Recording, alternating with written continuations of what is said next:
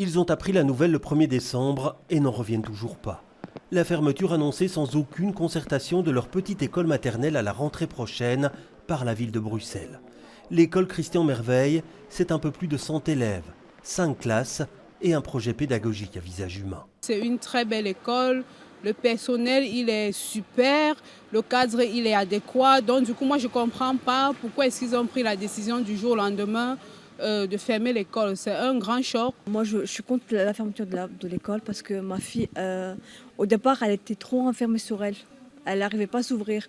Et grâce à l'école, les profs ils l'ont aidée à s'ouvrir. Pour justifier sa décision, la ville invoque la baisse de la population scolaire des jeunes enfants, particulièrement au centre-ville ces dernières années, et la nécessité de rationaliser les implantations.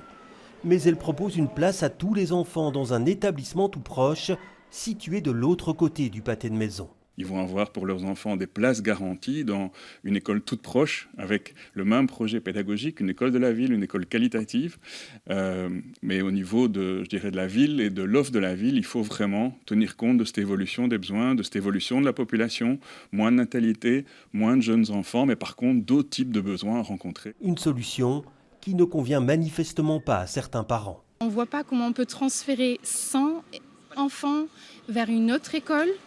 Mais ce n'est pas juste du coup nos 100 enfants qui pourraient être transférés, qui vont en souffrir, c'est aussi les enfants de l'autre école qui vont devoir absorber un énorme contingent de nouveaux enfants. C'est une fausse solution parce que l'école, ils vont les mettre où 100 enfants de l'école ici, ils vont les mettre où dans la nouvelle école, entassés encore plus. On sait déjà que dans l'école d'à côté, les conditions sont difficiles. En se mobilisant, ils espèrent infléchir la décision de la ville.